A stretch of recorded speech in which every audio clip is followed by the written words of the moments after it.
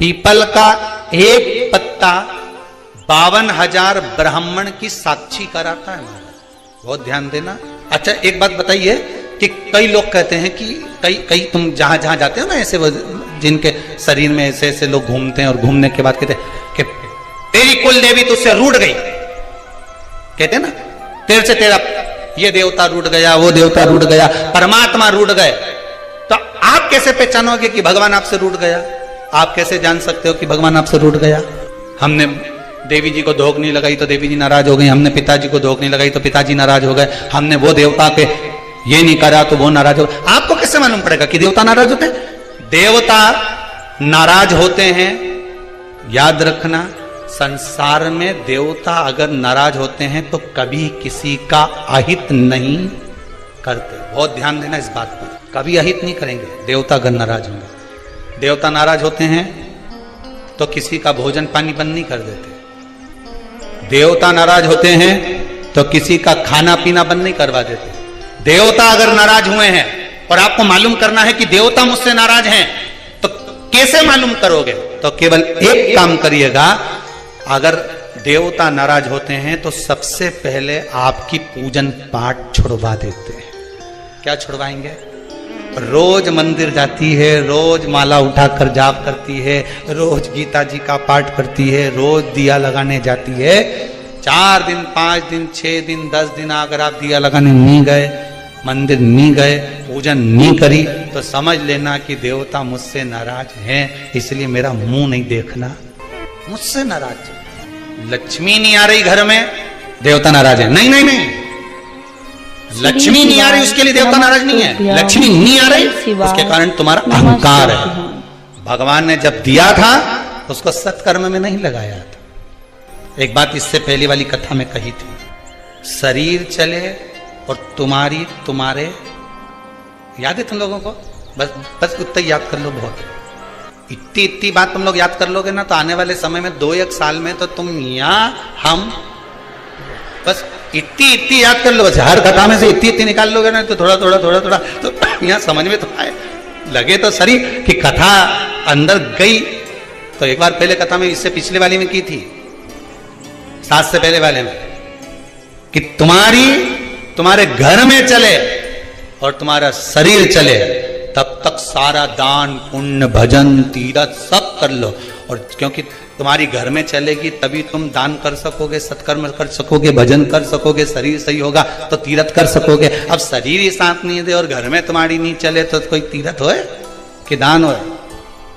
कैसे भजन कर? कुछ नहीं करना, पीपल का एक पत्ता, उस पत्ते पर थोड़ा सा चावल, पूर्णिमा की रात्रि को अपने हाथ में लेकर, अपने नयनों से लगाकर, शरीर पर से स्वयं उतारकर उसको दरवाजे के पास रख दीजिए।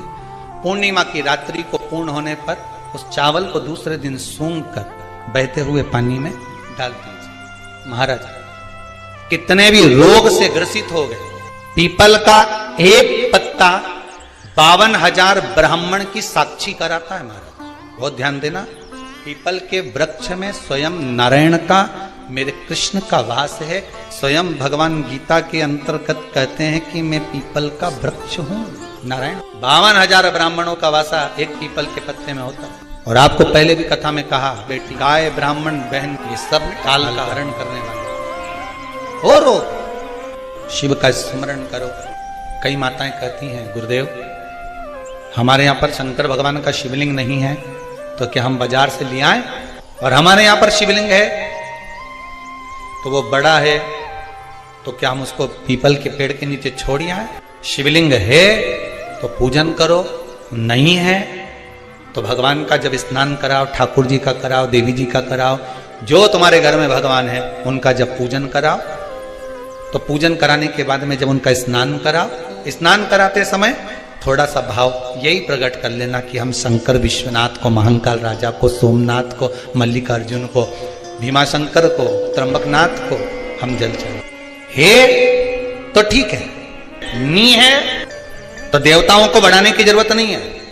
कारण क्या है? तुम तो कर लोगी सेवा, तुमसे तो सज जाएगी, पर आने वाली पीढ़ी करेगी। घर में सेवा उतनी ही करना, उतनी ही रखना, जितनी तुमसे बन रही हो। तुम्हारे जाने के बाद घर के बहू बेटा भगवान को डलिया में भर के वृंदावन छोड़िया, ऐसा काम मत करना। जितनी बने उतनी छोटे रूप में सेवा करोगे तो पीढ़ी दर पीढ़ी चलती रहेगी। ज्यादा सेवा को बढ़ा दिया, श्री सुना नहीं, नमस्तु नहा के आओ, श्री शिवा, कपड़े बदल के आओ, नमस्ते, ये कर आओ, जाओ जरा। जितना तुम पूजन को, सेवा को, भजन को, कीर्तन को जितना हवा बनाओगे, जितना डराओगे लोगों को, वो उतने डरेंगे, उतने डरेंगे। सेवा को, भजन को, पूजन को कभी डराने का केंद्र मत बनाओ।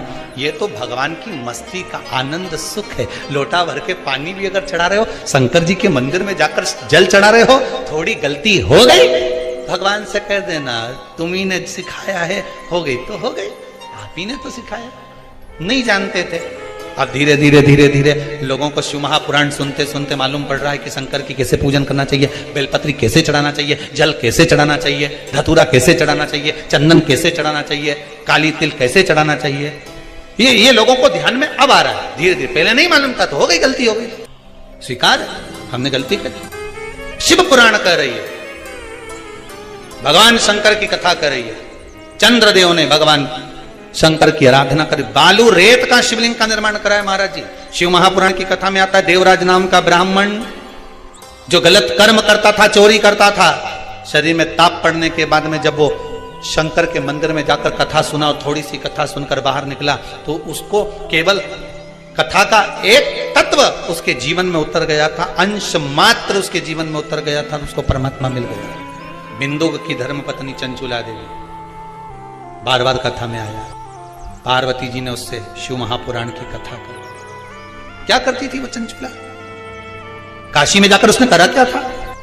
पति के जाने के बाद बिंदुक जो पानी में डूबकर मर गया, प्रेत योनि में चला गया, पहले भी कथा में कहा, पानी में डूबकर मरा हुआ व्यक्ति, सर्प के डसे से मरा हुआ व्यक्ति और स्त्री के हाथ से या स्त्री के चक्कर में मरा हुआ व्यक्ति ना तो देव योनि में जाता है, ना तो बैकुंठ जाता है, ना नरक जाता है, वो तो बीच का प्रेत बनकर भटकता रहता है, उसकी गति नहीं होती, उसका मोक्ष नहीं होता। चंचुला देवी को लगा था मेरे पति को मोक्ष, तो उसने करा क्या था ऐसा कि वो काशी पहुंच गई, काशी गई, ऐसा क्या? नमस्तुभ्यम। चंचुला देवी तो दिन रात फैशन में लगी रहती थी। कभी पति ने अगर धन लाकर दिया तो ज्यादा से ज्यादा पैसा वो खाने पीने में उजाड़ देती थी। कभी नहीं उसने दान करा, कभी नहीं धर्म करा, कभी पुण्य नहीं करा, कभी सत्कर्म नहीं करा, कभी कहीं सत्संग में नहीं गई, कथा में नहीं गई, कभी भजन में नहीं पहुंची। फिर उसने करा क्या? बचपन में किया गया कर्म व्यक्ति को कब प्राप्त होता है, ये चंचुला देवी की कथा, चंचुला देवी की कथा करें। चंचुला देवी की मां भोजन का जब निर्माण करती थी, ध्यान दीजिएगा जरा, बहुत सुंदर संवाद है, शायद आप भी अपने बच्चों को इस चीज के लिए डांटते हो, शायद बचपन का किया हुआ पुण्य चंचुला देवी के कहां काम आया वो देखिए। पुण्य नहीं करा था चंचुला देवी ने, वहां तो खेल करा था। किस जगह पर काम? चंचुला देवी 6 वर्ष की कन्या, बिंदुक ब्राह्मण है, चंचुला देवी भी ब्राह्मणी थी, ब्राह्मण के घर में जन्म लिया है चंचुला देवी। मां जब चंचुला को पास में बिठा लेती थी भोजन कराते समय, तो आटे की लोई आटा जो उसना हुआ रहता उसको तोड़ लेती थी चंचुला।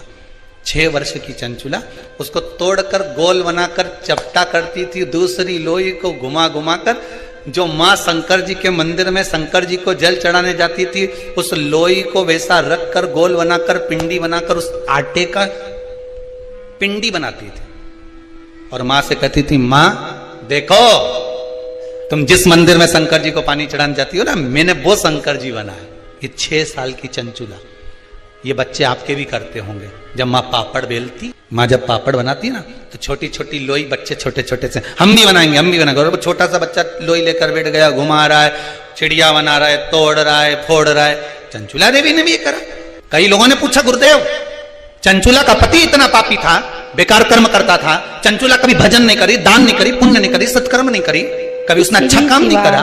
नमस्तुभ्यम श्री शिवाय नमस्तुभ्यम। पूरे स्वरूप के फोटो आप घर में लगाइए, पर अर्धनारीश्वर स्वरूप का फोटो कभी घर में नहीं लगता। कौन सा फोटो? जम के बोलिए जरा, अर्धनारीश्वर। भगवान शंकर का अर्धनारीश्वर स्वरूप का फोटो घर में कभी नहीं लगेगा, कभी नहीं लगाया जाता। मंदिर में आप लगा सकते हो पर घर में नहीं।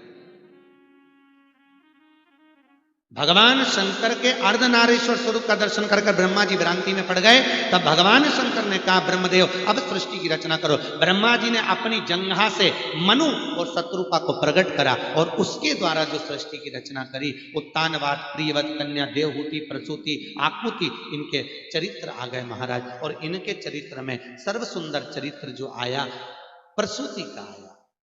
प्रसूति दक्ष प्रजापति के साथ में भी आई महाराज। दक्ष प्रजापति के साथ में प्रसूति का विवाह हो गया।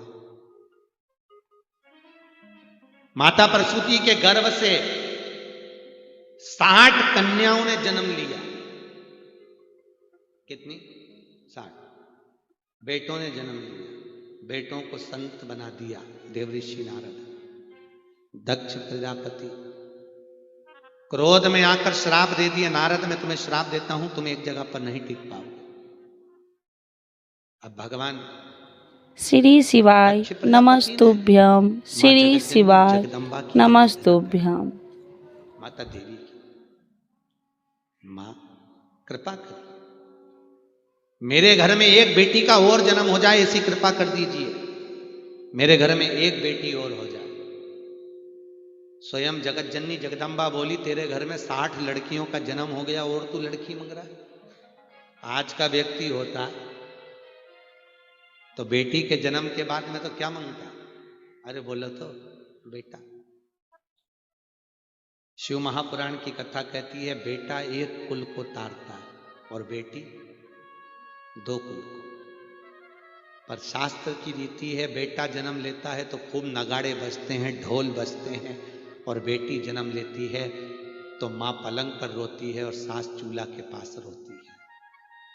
याद रखिए, बेटा भाग्य से पैदा होता है, पर बेटी के लिए बाप का 100 गुना भाग्य इकट्ठा करना पड़ता है, तब जाकर बेटी का जन्म होता है।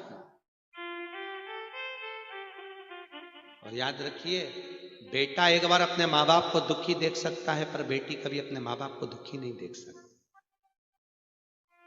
बेटी नहीं देख सकती।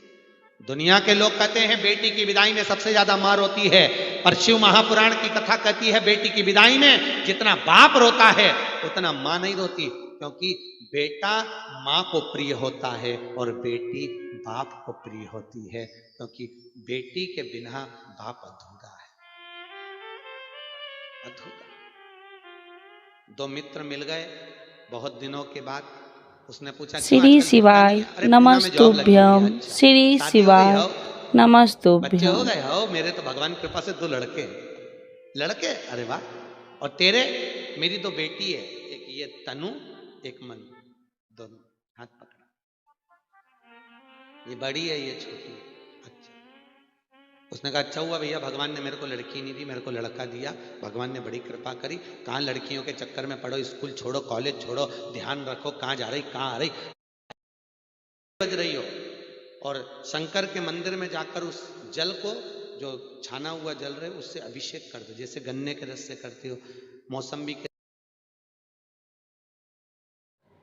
श्री शिवाय नमस्तुभ्यम, श्री शिवाय नमस्तुभ्यम।